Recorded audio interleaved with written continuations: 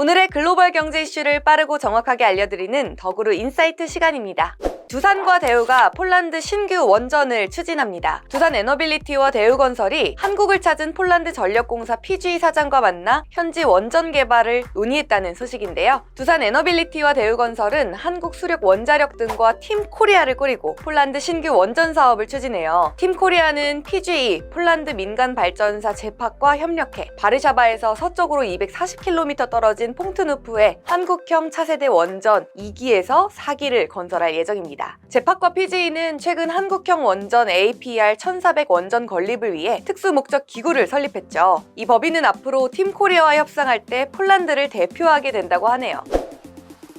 이번에는 원자재 소식입니다. 유럽연합이 전기모터 소재인 히토류 연구자석을 대체할 원자재를 개발합니다. 중국산 히토류의 의존도를 낮추고 역내 핵심 원자재 공급망을 강화한다는 건데요. 25일 이탈리아 현지 매체에 따르면 EU는 히토류를 쓰지 않은 연구자석 개발 프로그램 패신저를 추진하고 있어요. 유럽 8개국, 20개 연구기관과 13개 기업이 참여합니다. 혁신기술 연구지원 프로그램인 호라이즌 2020의 일환으로 EU 당국으로부터 한화 약 130억 원 상당의 890만 유로를 지원받았어요. 참여 기업들은 유럽 전역의 파일럿 플랜트 8개를 지을 예정인데요. 대표적으로 2021년부터 패신저 프로그램에 참여한 이탈리아 인더스트리 1페아는 페라이트 자석 파일럿 공장을 건설해 2025년부터 전기차용으로 활용하는데요. 페라이트 자석은 최대 500도씨의 고온에서도 자력을 잃지 않으면서도 차량, 가전제품, 모터 등에 쓰이며 히토류 자석의 대체품으로 주목받고 있죠. 이렇게 EU는 패신저를 통해 중국산 히토류에 대한 높은 의존도를 줄인다는 계획인데요. 히토류는 전기모터의 핵심 부품인 연구자석 제조에 쓰이는 네오디뮴과 디스프로슘 등 17종의 금속 원소를 뜻하는데요. 보통 전기차용 연구자석에는 약 1kg, 풍력터빈용에는 최대 2톤의 히토류가 필요합니다. 전 세계적인 탄소 중립 정책과 함께 히토류 수요는 증가하고 있는데요. 세계은행은 히토류 수요가 2030년까지 500% 폭등할 것으로 전망했어요. 물론 EU도 예외는 아닙니다. 이 EU는 지난해 전기차 판매량이 약 110만 대를 넘어서면서 2035년부터 내연기관차를 시장에서 퇴출하기로 했는데요. 이렇게 전기차 비중이 늘며 히토류 시장도 덩달아 커지고 있으나 안타깝게도 자체 공급량은 미미합니다. 히토류의 무려 98%나 중국에서 수입하고 있죠. 이에 따라 EU는 자체 공급망을 구축하고자 지난달 핵심 원자재법도 발표했어요. 이 법안은 주요 원자재를 안정적으로 공급하고자 만들어졌는데요. 전략적 중요도가 높은 원자재는 2030년까지 연간 소비량 대비 채굴의 10%, 정제의 40%를 역내에서 추진한다는 내용이 담겨 있습니다. 탈중국을 위한 EU의 히토류 대체 원자재 개발, 정말 기대됩니다.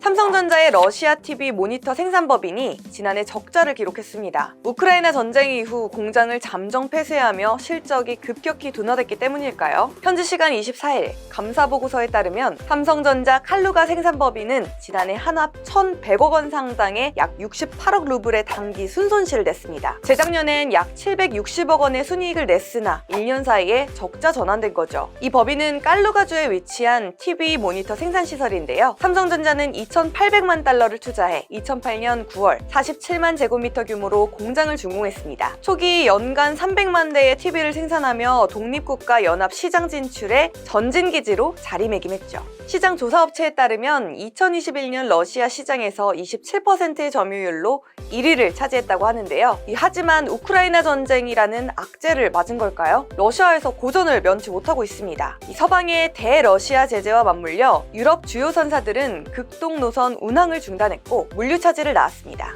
부품 공급마저 여의치 않자 이 법인은 결국 작년 3월부터 공장 문을 닫았네요. 이렇게 지난번에 삼성전자의 실적 부진부터 오늘은 하이닉스의 적자 소식까지 들려오고 있는데요. 이 격동하는 글로벌 경제 상황 속에서 어떻게 대응하면 좋을지 조태현 기자가 자세하게 알려드립니다. 국내 기업들 정말 어려운 상황입니다. 소위 말하는 지정학적인 리스크가 갈수록 커지고 있는데요. 이런 가운데 SK하이닉스가 1분기 실적을 발표했습니다. 오늘은 이 내용 집중적으로 점검해 보도록 하겠습니다. SK하이닉스의 1분기 실적 공시입니다. 1분기 매출액이 이만큼 나왔어요. 5조 881억 원이거든요. 이게 기업들의 실적은 계절성이 있기 때문에 전년 동기랑 비교를 하는데 58.1% 급감하는 모습을 보여줬습니다. 아무래도 최근까지 반도체 재고가 쌓이면서 가격이 급락세를 보였 보였던 게 큰 영향을 미친 것으로 볼 수 있겠는데요. SK하이닉스가 컨퍼런스 콜을 하면서도 감산에도 불구하고 판매량이 적어서 재고가 많이 쌓이게 됐다라고 설명을 하는 모습을 보였습니다. 당연히 이렇기 때문에 영업이익도 나빠졌죠. 3조 원 넘게 적자가 나왔습니다.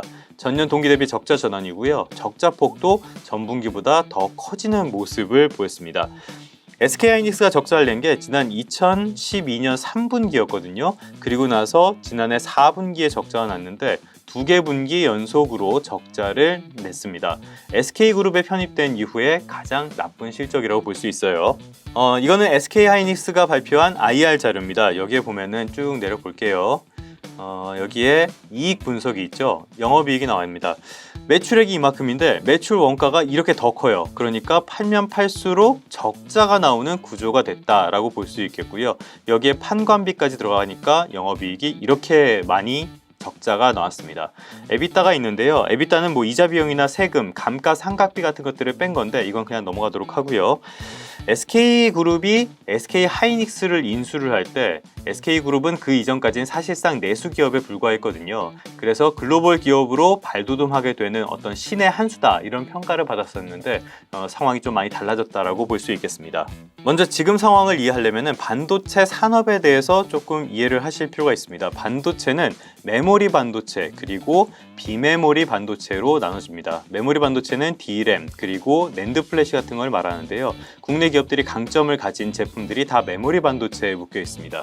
그런데 메모리 반도체는 특징이 하나 있어요. 천수답이라는 말 많이 들어보셨을 텐데 그만큼 메모리 반도체는 시황의 영향을 아주 크게 받는 산업이라고 할 수 있겠습니다. 메모리 반도체는요, 기본적으로 엄청나게 큰 시설을 대규모 자금을 들여서 시설을 만들어서 여기서 얼마나 많은 물량을 찍어낼 수 있느냐가 핵심적인 경쟁력이라고 할 수 있거든요.